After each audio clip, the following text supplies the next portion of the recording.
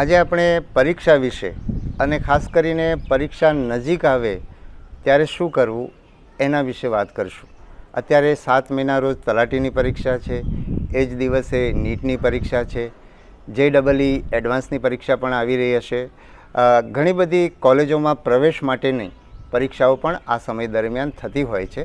એટલે ઘણા બધા વિદ્યાર્થીઓ એ પરિસ્થિતિમાંથી પસાર થઈ રહ્યા છે. ત્યારે આપણે પરીક્ષા નજીક આવે ત્યારે આપણી માનસિક સ્થિતિ શું હોય છે, આપણી તૈયારીની સ્થિતિ શું હોય છે, આપણે શું કરવું જોઈએ જેથી કરીને આપણે અત્યાર સુધી જે તૈયારી કરી છે એની અંદર આપણને સારામાં સારું પરિણામ મળે અને જે દિવસો બાકી રહ્યા છે એ દિવસોમાં પણ આપણે શ્રેષ્ઠ કરીએ અને પરીક્ષા માટે સજ્જ થઈને આપણે પરીક્ષા આપીએ. એ વિશે હું વાત કરીશ. કેટલાક મારા અનુભવો પણ તમને કહીશ. સૌથી પહેલાં એક સામાન્ય માનસિક સ્થિતિ એવી રહેશે કે કંઈ વાંચ્યું નથી, બરાબર વાંચ્યું નહીં, બહુ વાંચવું હતું, વચ્ચે બહુ સમય બગાડ્યો, આ કારણ આવી ગયું, આ વ્યક્તિ નડી ગઈ, આ બધા વિચારો આવશે. તો ખરેખર કોઈ કારણ પણ નથી આવ્યું, કોઈ વ્યક્તિ પણ નથી આવી. ખાલી થયું છે એટલું જ કે પરીક્ષા નજીક આવી છે. એટલે પરીક્ષા નજીક આવે એટલે આવા વિચારો આવે જ. કોઈ પણને આવે, ટોપરને પણ આવે, ટોપરે પણ આ વિચારો સાથે કામ પાડ્યું હશે અને એટલે જ ટોપર થયા છે. એ વસ્તુ બધાએ યાદ રાખવાનું. એટલે આ એકદમ સ્વાભાવિક છે. તમે કંઈ આગળ સમય બગાડ્યો છે અથવા તો કોઈ સંજોગો આવી ગયા છે, બધી વાતો નકામી છે. પરીક્ષા નજીક આવી છે, તમે બહુ વાંચ્યું હશે એને પણ આ વિચારો આવશે ને આવશે. એટલે આ વિચારો આવે તો એની સ્વાભાવિકતાથી એનો સ્વીકાર કરવો. અને જો એને સ્વાભાવિકતાથી સ્વીકાર નહીં કરીએ તો જે સમય બચ્યો છે એ પણ આપણે બરાબર વાપરી શકશું નહીં. હું તમને મારો જ અનુભવ કહું છું. મેં UPSCની પરીક્ષા 4 પ્રયત્નોએ આપી છે, 4 વખત આપી છે. 4 વાર મારી પ્રિલિમ થઈ છે, 3 વાર મારો ઇન્ટરવ્યૂ આવ્યો છે, 2 વાર મારી પસંદગી થઈ છે. તો હું મારા પહેલા પ્રયત્નની મેઇન પરીક્ષાની હું તમને વાત કરું છું. તો મેં પહેલા પ્રયત્ન વખતે પહેલાં મેં ખૂબ બધી નોટ્સ બનાવી અને એના પરિણામે જ્યારે 25 દિવસ પરીક્ષાના બાકી રહ્યા ત્યારે મેં વાંચવાનું શરૂ કર્યું. અને વાંચવાનું શરૂ કર્યું એટલે પહેલો વિચાર આવ્યો કે આટલા બધા દિવસ નોટ્સ નહોતી બનાવવાની, અથવા તો ખાસ તો મને એવું થતું હતું કે નોટ્સ તો બહુ જરૂરી હતી એટલે નોટ્સ બનાવી એ સારું કર્યું, પણ હવે વાંચવાનો સમય નથી એટલે આ વખતે નહીં થાય. એટલે મેં 25 દિવસ મહેનત જ નહીં કરી અને મારા 825 માર્ક્સ આવ્યા એ પરીક્ષાની અંદર અને મારો ઇન્ટરવ્યૂ આવ્યો નહીં. અને મારા મિત્ર અજય દિઘેને 835 માર્ક્સ આવ્યા, એને ઇન્ટરવ્યૂ આવ્યો. એટલે અમારી બંને વચ્ચે 10 માર્ક્સનો તફાવત રહ્યો. અને આ તો હું એક વ્યક્તિની વાત કરું છું. કદાચ 826વાળા વિદ્યાર્થીને પણ ઇન્ટરવ્યૂ આવ્યો હોય એવું બની શકે. એટલે આપણે જો મેં 25 દિવસમાં થોડીક વધારે મહેનત કરી હોત તો 10 માર્ક્સ નહીં, કદાચ 50 માર્ક્સ મારા વધી શક્યા હોત. પણ મને આ વસ્તુની ખબર જ નહોતી. મારી જેમ મને આવું કોઈ કહેનારું પણ નહોતું અને મેં મારા 25 દિવસો બગાડ્યા. એના કારણે હું એ પહેલા પ્રયત્નની અંદર હું ઇન્ટરવ્યૂ સુધી ના પહોંચી શક્યો. નહીંતર મને ઇન્ટરવ્યૂનો લાભ મળત અને વધારામાં મારો આત્મવિશ્વાસ વધત. હવે હું એ જ વર્ષની એના પહેલાં લેવાયેલી પ્રિલિમની વાત કરું છું. મેં જ્યારે આ પ્રિલિમની એટલે UPSC સિવિલ સર્વિસ એક્ઝામ આપવાનું નક્કી કર્યું ત્યારે મને એવું હતું કે આપણા ગુજરાતીઓને તો સામાન્ય જ્ઞાન બહુ હોતું નથી એટલે આપણને બહુ જ તકલીફ પડે. એટલે પરીક્ષાના 1.5 મહિના પહેલાં મેં મને લાગે છે કે 2 મહિના પહેલાં 2 મહિના પહેલાં મેં આની તૈયારી શરૂ કરી. અને એ વખતે પ્રિલિમ માટે, GK માટે, સામાન્ય અભ્યાસ માટે ટાટા મેગ્રો હિલની ગાઈડ આવતી હતી જે બહુ જ નાની ગાઈડ હતી. એટલે મેં ગાઈડ વાંચવાની શરૂ કરી અને 15 દિવસની અંદર મારું વાંચવાનું બધું પૂરું થઈ ગયું. એટલે પૂરો મારી પાસે 1.5 મહિના જેટલો સમય બાકી રહી ગયો અને મારી સામે એટલે મેં ટાટા મેગ્રો હિલ વાંચી દીધી. અને પેલી જે માન્યતા હતી કે ગુજરાતીઓને GK આવડતું નથી અથવા મને આવડશે નહીં, એ આખી માન્યતા બદલાઈ ગઈ અને મને એમ લાગવા માંડ્યું કે GKની મારી તૈયારી ફર્સ્ટ ક્લાસ થઈ ગઈ છે. એટલે હવે 1.5 મહિનામાં કરવું શું? એટલે મેં ખૂબ બધા પ્રશ્નપત્રો કર્યા જુદી જુદી પરીક્ષાઓના. UPSCના અમારા વખતમાં પ્રશ્નપત્રો આવતા પણ નહોતા, પણ જે કંઈ પ્રશ્નો અવેલેબલ હતા માર્કેટમાં, જે તાજેતરમાં બેંક POની પરીક્ષા છે કે સ્ટાફ સિલેક્શન બોર્ડની પરીક્ષા છે કે એ બધી પરીક્ષાના પ્રશ્નપત્રો અમે જે તે પેલા કોમ્પિટિટિવ મેગેઝિનોમાં આવતા એ પ્રશ્નપત્રો અમે 1.5 મહિના સુધી કર્યા. હવે પ્રશ્નપત્રો કેટલા ઉપયોગી થયા એ મને ખબર નથી, પણ ઉપયોગી થયું મારી માન્યતા કે આ વખતે બધી તૈયારી થઈ ગઈ છે અને 1.5 મહિના જેટલો મારો સમય બચી ગયો એટલે મેં બધી તૈયારી પૂરી કરી દીધી છે એ મારી માન્યતા સાથે હું પ્રિલિમની પરીક્ષા આપવા માટે ગયો અને પરીક્ષા આપીને હું આવ્યો અને મને પૂરેપૂરો વિશ્વાસ હતો કે આ પરીક્ષામાં પ્રિલિમમાં પાસ થઈ જઈશ અને આવું 4 વાર થયું. પછી તો દરેક પ્રિલિમ છે હું 2 દિવસ માટે તૈયારી કરીને પ્રિલિમ આપતો હતો.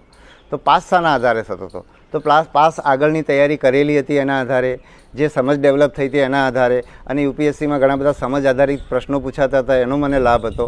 પણ સૌથી વધારે લાભ એ હતો કે મારી તૈયારી થઈ ગઈ છે. આ પરીક્ષા તો 2 દિવસની તૈયારીમાં થઈ જાય, એ જે મારી માન્યતા હતી દરેક પ્રિલિમમાં, એટલે એ દરેક પ્રિલિમમાં હું બહુ સફળતા, દરેક વખતે પરીક્ષામાં મને સફળતા મળી. અને એવું મેઇનમાં નહીં થયું. મેં કહ્યું ને કે મારે 4 વાર પરીક્ષા આપવી પડી. જો મારી માનસિકતા મેઇનમાં એ રીતે હોત તો હું એ વખતે મારી મેઇન્સ પણ ઝડપથી પાસ થઈ ગયો હોત. છેલ્લે હું આઈએએસ ના થઈ શક્યો, આઈપીએસ, કારણ કે મારી 92મી રેન્ક આવી, એ ના થયું હોત. પણ મેઇન્સમાં મને ક્યારેય ખબર જ ના પડી કે પ્રિલિમની અંદર આ જે મારી માનસિકતા છે એના કારણે આ પરિણામ આવે છે. એટલે આપણી આ જે માનસિકતા છે એને આપણે ખાસ સાચવવાની છે. અગાઉ મેં કહ્યું તો એ પ્રમાણે આ દરિયો છે, ક્યારેય દરિયો ઉલેચાવાનો નથી. અને દરિયો ઉલેચી નાખ્યો હશે તો પણ પરીક્ષા નજીક આવશે એટલે મેં આ વાંચ્યું નથી, તે વાંચ્યું નથી, બરાબર વાંચ્યું નથી, એ બધા વિચારો આવવાના છે. બીજી વાત, આપણે આત્મવિશ્વાસની હું દર વખતે કરું છું, કારણ કે આત્મવિશ્વાસ તો રોજે રોજ ઊભો કરવો પડશે. રોજે રોજ આપણો આત્મવિશ્વાસ ડગી જશે. તો એક તો આત્મવિશ્વાસ ટકાવી રાખવા માટે હવે પરીક્ષા નજીક આવે ત્યારે શું કરવું? તો એક તો નવું કંઈ નહીં વાંચવું. નવું વાંચવાથી અત્યારે આપણને નવું જોઈએ એ યાદ ના હોય, પહેલી વાર વાંચતા હોઈએ, એટલે એ બધામાં આપણો આત્મવિશ્વાસ ડગતો હોય છે. એટલે શક્ય હોય તો નવું ન વાંચવું. સિવાય કે નવું વાંચવાનો વિષય તમને બહુ જ મહત્ત્વનો લાગે છે, તમને બહુ ગમતો વિષય છે, તો તમે વાંચશો તો તમારો આત્મવિશ્વાસ વધશે. બાકી નવું વાંચવા બેસશો એ તમારો આત્મવિશ્વાસ ડગાવશે. ખૂબ બધું પુનરાવર્તન કરવું. પુનરાવર્તન છે ને આત્મવિશ્વાસ વધારે છે. એટલે ખૂબ બધું વાંચવું એના કરતાં આપણો અભ્યાસક્રમ શું છે એને ધ્યાનમાં રાખીને અમુક મર્યાદિત જેટલો આપણો સમય છે એના પ્રમાણે વાંચવું અને એને વારંવાર વાંચવું, જેથી કરીને આપણને પરીક્ષામાં પૂછાય તો 100% આવડે. અને પૂછાય ત્યારે આપણને એવું ના થાય કે મેં આવું વાંચ્યું હતું પણ અત્યારે બરાબર યાદ નથી આવતું, આના જેવું કંઈક હતું. એટલે આ પુનરાવર્તન ખૂબ જ મહત્ત્વનું છે. પછી માહિતીને વારંવાર યાદ કરવી. એટલે તમારી માહિતી છે કાં તો તમે પ્રશ્ન તમારા પાઠ્યપુસ્તકોની અંદર એને અંડરલાઇન કરેલી હોય કે તમે ક્યાંક એની નોટ્સ બનાવેલી હોય. નોટ્સ પણ જો તમે પાઠ્યપુસ્તક જેવી ના બનાવવી જોઈએ. નોટ્સ બહુ ઝીણી હોવી જોઈએ, નાની હોવી જોઈએ. તો એ નોટ્સના માધ્યમથી પણ વારંવાર એકની એક માહિતી યાદ કર્યા કરવાની, પુનરાવર્તન કરવાનું. બીજી એક વસ્તુ છે કે જૂથમાં તૈયારી કરવી, મિત્રો સાથે તૈયારી કરવી. એટલે જ્યારે તમે મિત્રો સાથે તૈયારી કરશો ને તો તમે જે માહિતી છે તમે બોલશો એટલે સામેની વ્યક્તિ સાંભળશે. એટલે તમને તમારા બોલવાથી યાદ રહેશે અને સામેની વ્યક્તિને સાંભળવાથી યાદ રહેશે. એટલે તમે ડબલ રીતે તમે એનું કરી શકશો, કારણ કે તમારી ડબલ તૈયારી થઈ જશે. એક તમારા બોલવાથી તૈયારી થાય છે અને સામેવાળી વ્યક્તિ સાંભળે છે અને તૈયારી થઈ રહી છે. અને સાંભળવાથી ખૂબ બધું યાદ રહેતું હોય છે. બોલતી વખતે તમે કોઈ પણ વિષય, તમારી કોઈ માહિતી યાદ નથી રહેતી તો એ માહિતીને યાદ રાખવા માટે એની આજુબાજુની તમે વાત કરી શકશો. એટલે તમને એ આજુબાજુ સાથે એને કનેક્ટ કરવાનું જે તમે પદ્ધતિ અપનાવશો, તમારી સાથે બેઠેલો તમારો મિત્ર જે છે એ પણ તમને કહેશે કે નહીં આમાં યાદ, એટલા મને તો આ કારણસર આ યાદ રહી જાય છે, તને યાદ નથી રહેતું. તો એને જે કારણસર યાદ રહે છે એ કારણ પણ તમારી પાસે આવી જશે. એટલે તમારા માટે યાદ રાખવું સરળ બનશે. બીજું, સામસામે પૂછવું. એટલે સામેની વ્યક્તિ તમને પૂછી રહી છે ત્યારે તમને અમુક યાદ આવશે, અમુક યાદ નહીં આવે. અમુક યાદ નહીં આવે ત્યારે તમારે એની અંદર એવું નહીં માનવાનું કે મને એવું જો તમે માનવાનું શરૂ કરી દીધું કે હા મને તો કંઈ યાદ આવતું નથી, એટલે તો પાછો તમારો આત્મવિશ્વાસ ડગી જશે. એટલે તમારે એ નથી કરવાનું, તમારે એ દિશામાં નથી જવાનું. તમને આ આખી પ્રક્રિયા છે સામસામે પૂછશો ત્યારે તમને અમુક વસ્તુ યાદ નથી જ આવવાની, એ માની લેવાનું અને યાદ નથી અને પેલાની સાથે યાદ કરવાની, પછી એની માટેની કંઈક કડી જોડી દેવાની, એની પાસેથી કંઈ માહિતી લેવાની, એટલે યાદ રહી જાય. એટલે આ રીતે સામસામે તમે પૂછશો તો એનાથી તમને બહુ ફાયદો થશે અને ખાસ કરીને સાંભળેલું બહુ યાદ રહેતું હોય છે. પછી બીજી એક મહત્ત્વની બાબત છે અસરકારક વાંચવું.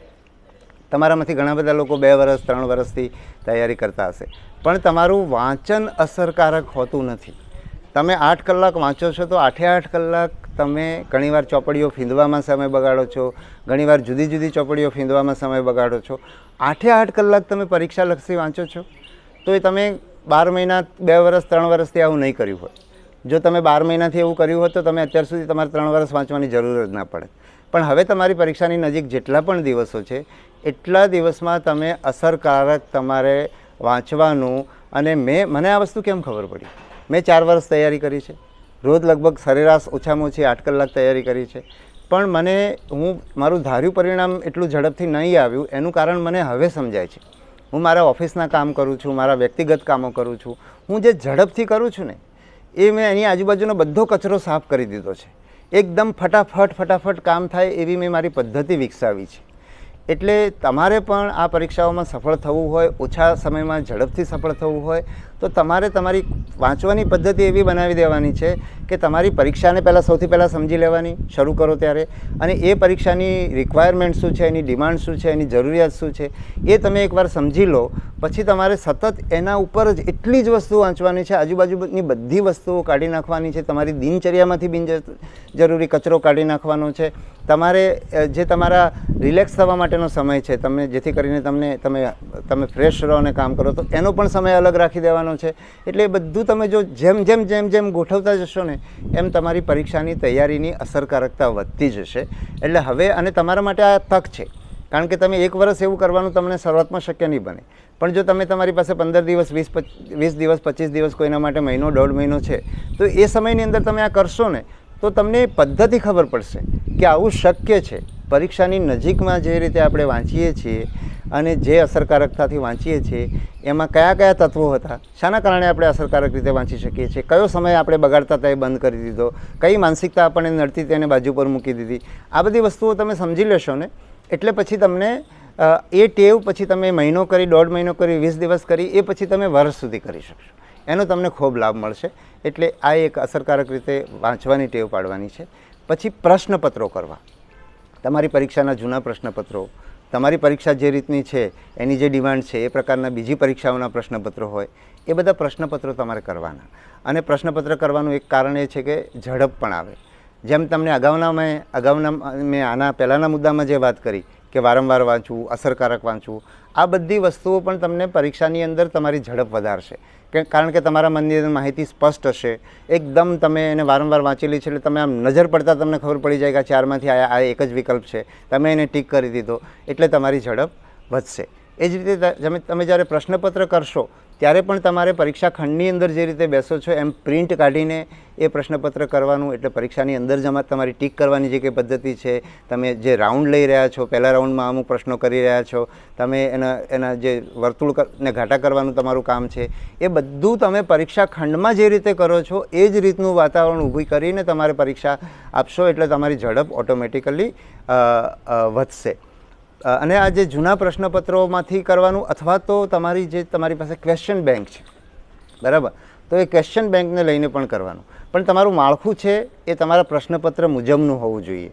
જ્યાં મેં તમને કીધું કે એક્ઝેક્ટ પ્રશ્નપત્ર તમને આખે આખું મળી જાય તો બરાબર છે, પણ આખું પ્રશ્નપત્ર ના મળે ત્યારે તમારે ધારો કે જનરલ નોલેજના તલાટીની પરીક્ષાની હું વાત કરું તો 50 ગુણ છે એ તમારા જનરલ નોલેજના છે, 10 ગુણ ગણિતના છે, 20 ગુણ ગુજરાતીના છે અને 20 ગુણ અંગ્રેજીના છે. તો તમારી પાસે સાહિત્ય છે, ક્વેશ્ચન બેંક છે, એની અંદરથી પણ આ જ માત્રામાં પ્રશ્નો ભેગા કરી દેવાના. 100 માર્ક્સના પ્રશ્નો એ રીતે ગોઠવી દેવાના ચોપડીઓની જેમ. પ્રશ્નપત્ર તમે નહીં બનાવી શકો કારણ કે તમારે એમાંથી ટાઈપ કરવું પડે, પણ એવું ના કરો, પણ એને રીતે ગોઠવી દેવાના. અને આખું પ્રશ્નપત્ર જેમ પરીક્ષા ખંડની અંદર આપો છો એ રીતે તમે જ્યારે પ્રશ્નપત્ર આપશો તો તમારી ખૂબ બધી પ્રેક્ટિસ થશે. બરાબર છે? તો આને પણ ખાસ ધ્યાનમાં લેવાનું છે. પછી તમારે મનને હકારાત્મક કરવાનું છે. કેટલાક લોકોની એવી માનસિકતા હોય છે કે એમના માટે નકારાત્મક વિચારો આવવા એ એકદમ સ્વાભાવિક છે. એટલે એ નકારાત્મક વિચારો આવે તો આપણે હકારાત્મક વિચારોથી એને ભરી દેવાનું છે. એટલે ઘણા ભાતના વિચારો આવશે અને બધા વિચારને બાજુ પર મૂકવાના. અને આખું યુનિવર્સ, આખું બ્રહ્માંડ આ પરીક્ષામાં મને મદદ કરવા માટે મારી પડખે ઊભું છે.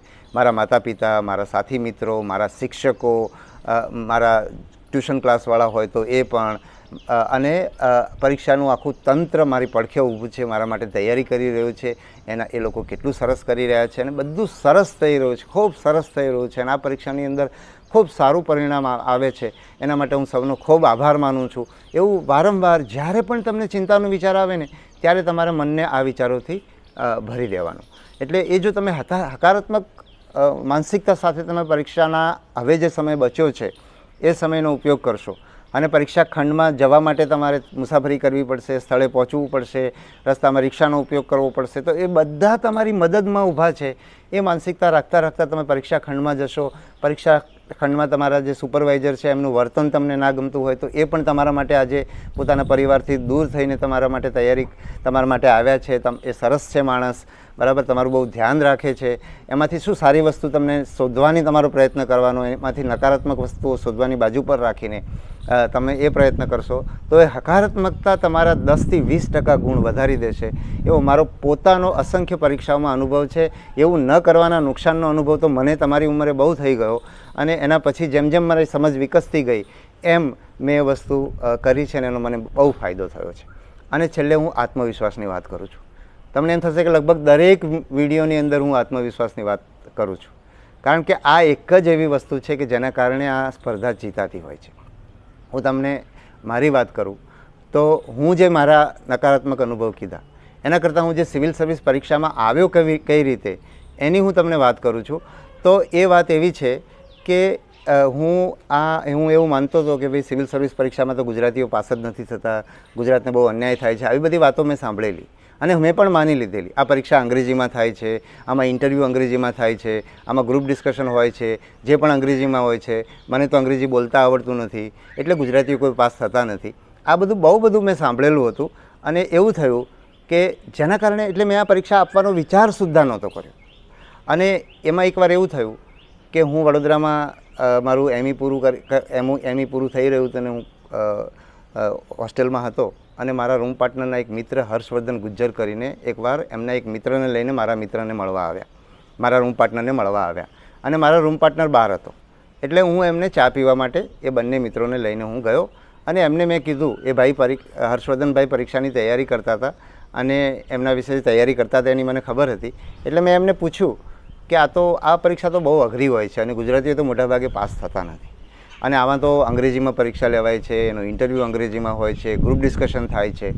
એટલે હર્ષવર્ધનભાઈએ મને એમ કીધું કે આ પરીક્ષામાં કંઈ દમ નથી, આ પરીક્ષા ગુજરાતીમાં પણ અપાય છે, ગ્રુપ ડિસ્કશન આમાં હોતું નથી, ઇન્ટરવ્યૂ ગુજરાતીમાં થાય છે અને ગુજરાતના વિદ્યાર્થીઓને કોઈ અન્યાય થતો નથી. આ બહુ ન્યાયી રીતે, ચોખ્ખી રીતે લેવાતી પરીક્ષા છે અને આ કારણે હું પરીક્ષા આપતો થયો. અને એ જે હર્ષવર્ધનભાઈ છે જે બહુ જ ગરીબ ઘરના હતા ને એમણે ડિક્શનરીઓ ખરીદીને, મારા રૂમ પાર્ટનર પાસે પણ પૈસા ઉછીના લઈને ડિક્શનરી ખરીદીને એમણે પરીક્ષા આપવાની શરૂઆત કરેલી તૈયારી કરવાની.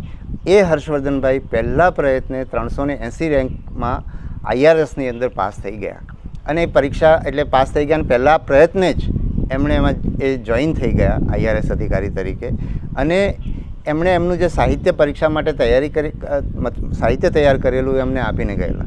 તો અમે જે મિત્રો તૈયારી કરતા હતા, હું ને મારો મિત્ર મહેશ, એમાંથી મારું 4 પ્રયત્ને IPS થયું અને મહેશનું થયું નહીં. અમે બંને ખૂબ મહેનત કરેલી અને અમારા હાથમાં આ સાહિત્ય આવ્યું ને તો એમને એમ થયું કે આ સાહિત્યથી તો પાસ થવાય જ નહીં. પણ હર્ષવર્ધનભાઈ પહેલા પ્રયત્ને પાસ થઈ ગયા. એનું કારણ એમનો આત્મવિશ્વાસ અને એમની હકારાત્મકતા. એટલે એના ઉપર ખાસ ધ્યાન આપજો. આત્મવિશ્વાસ માટે મેં અગાઉના વિડીયોની અંદર મિરર એક્સરસાઇઝનું કીધું છે. જે મિત્રો મિરર એક્સરસાઇઝ કરી હશે એમને પરિણામો મળ્યા જ હશે. શરૂ ના કરી હોય તો ફરી શરૂ કરી દો. કર્યા પછી તમને કંઈ મુશ્કેલી આવતી હોય તો તમે કોમેન્ટમાં લખશો તો હું તમને એ તમારી મુશ્કેલીઓ દૂર કરવાની વાત પણ આગળના વિડીયોમાં કરીશ. બીજી વાત છે કે પોતાની સફળતા એટલે મિરર એક્સરસાઇઝ સિવાય બીજા કયા પોઈન્ટ આપણે આત્મવિશ્વાસ માટે ધ્યાન પર રાખી શકીએ. તો એક તો પોતાની સફળતાઓને યાદ કરવાનું, બરાબર. આપણને આપણી નિષ્ફળતાઓ યાદ આવે પરીક્ષા વખતે, આપણા અવગુણો યાદ આવે, આપણે કરેલી ભૂલો યાદ આવે, આ બધું આવે, સ્વાભાવિક છે. હવે એ આપણા મનની જગ્યા ના લઈ લે એટલા માટે આપણે આપણી સફળતાઓ યાદ કરવાની, આપણી સબળાઈઓ યાદ કરવાની. બીજું એ કે આપણે આપણા સાથેના આપણે એવા માણસોના સંપર્કમાં રહેવાનું કે જે આપણને હંમેશા આપણી સફળતાઓ યાદ કરાવે. ઘણા લોકો એમ કહે કે તારાથી તો કંઈ થશે નહીં, તો આખું વરસ રખડી ખાતું છે, બરાબર. એવા ઘણા લોકો તમને આજુબાજુ મળે, એ બધાથી દૂર રહેવાનું. એ બધાને કહેવાનો સ્કોપ જ નહીં આપવાનો, એને જવાબ આપી દેવાનો, ગભરાયા વિના જવાબ આપી દેવાનો. ભલે આપણી અંદરથી એમ થતું હોય કે ના ના મેં બરાબર તૈયારી નથી કરી, પણ આપણે તો હવે કહી જ દેવાનું કે મેં બરાબર તૈયારી કરી છે, ફર્સ્ટ ક્લાસ પરીક્ષા આપવાની છે. એટલે બધા બોલતા બંધ થઈ જાય, તમારું વાતાવરણ બગાડતા બંધ થઈ જાય. એટલે એવા લોકોથી દૂર રહેવાનું. એ લોકો સંપર્કમાં આવી જાય તો એમની પરવા નહીં કરવાની, એમને જવાબ આપી દેવાનો. ભલે તમે થોડાક આમ ઘમંડી લાગો, અત્યારે પરીક્ષા નજીક આવી છે ત્યારે એમ કરવામાં કંઈ વાંધો નહીં. આપણે હમ નહીં કરવો જોઈએ, કોઈના સારા સૂચનનો સ્વીકાર કરવો જ જોઈએ, બરાબર છે. પણ કેટલાક લોકો છે ને, એ લોકોનું મન જ દૂષિત હોય છે, એટલે એ લોકો તમને ડિસ્કરેજ કરે. એટલે એનાથી દૂર રહેવાનું. હું તમને મારો દાખલો આપું. હું જ્યારે સિવિલ સર્વિસ પરીક્ષા આપતો હતો તો મારા એક મિત્ર અમારી સાથે જ પરીક્ષા આપતા હતા. એમણે એક દિવસ એવું કીધું કે તમારે તો પરીક્ષામાં તારું તો ક્યારેય નહીં થાય, બરાબર.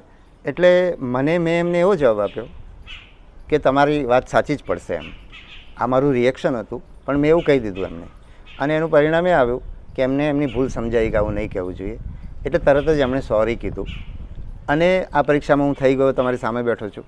અને એ ભાઈ પાછળથી ક્લર્ક તરીકે થયા. હું એમ નથી કહેતો કે એમણે આવું કીધું, એમનામાં કોઈ દોષ નથી. આપણે બધા માનસિકતામાંથી નકારાત્મક વિચારો મારી અંદર આજે પણ છે ને એને મારે આજે પણ એની સાથે કામ પાડવું પડે છે, એને ડીલ કરવા પડે છે, એને બાજુ પર મૂકવા પડે છે. એટલે બધાની અંદર હોય. એટલે ભાઈમાં કંઈ ખામી છે એવું નહીં, પણ આવું કંઈ પણ આવે તો એમના ઉપર આપણું નિયંત્રણ નથી, પણ આપણે આપણો રસ્તો કાઢી લેવાનો છે. એટલે આ ખાસ ધ્યાન રાખવાનું છે. અને આ જે મેં વાત કરી છે, આ વાત ઉપર વિચાર કરવાનો અને એમાં તમને અનુકૂળ આવે રીતે જ એને અમલ કરવાનો. કારણ કે આમાં શું થાય કે ઘણીવાર મારી આ વાત સાંભળીને તમને તમારી ભૂલો દેખાવા માંડે અને એના કારણે તમારો આત્મવિશ્વાસ ઓર ડગે. એટલે આમાં તમને લાગુ પડતું હોય ને એટલું તમારે લાગુ પાડવાનું. બીજાની વાતો સાંભળીને આપણો આત્મવિશ્વાસ ઘટાડવાનો નહીં, અપરાધ ભાવ નહીં જન્માવાનો. આપણે તો પરીક્ષાનો દરિયો છે ને, મહાસાગર છે, એને પાર કરવાનો છે, આપણી તાકાતથી પાર કરવાનો છે. અને આપણી તાકાતો ઉપર જ જોર રાખવાનું. બીજાઓ કહે છે એમાંથી આપણી કામની જ વસ્તુ લેવાની. એમાંની કોઈ વસ્તુ આપણે ના કરતા હોઈએ તો એનાથી આત્મવિશ્વાસ ઘટાડવાનો નહીં. એ નથી કર્યું એટલે તમે પરીક્ષામાં પાસ થાઓ એવું નથી. પરીક્ષામાં પાસ થવાની આ એકમાત્ર ફોર્મ્યુલા નથી, તમારી ફોર્મ્યુલા પણ ફર્સ્ટ ક્લાસ હોઈ શકે. એટલે એના ઉપર જ જોર રાખવાનું. એના ઉપર આપણી તાકાતથી જ આપણી તાકાત જ આપણા કામની છે. બીજાની તાકાત ગમે તેટલી હોય એ આપણા કામની નથી. એટલે આપણને લાગુ પડે, આપણને ઉપયોગી થાય એ જ રીતે એનો ઉપયોગ કરજો. પરીક્ષા નજીક આવી રહી છે. ખૂબ બધી શુભેચ્છાઓ. ખૂબ સરસ કરો, ચોક્કસ સફળ થશો એવી ખૂબ શુભેચ્છાઓ સાથે મારી વાત પૂરી કરું છું. ખૂબ ખૂબ ધન્યવાદ.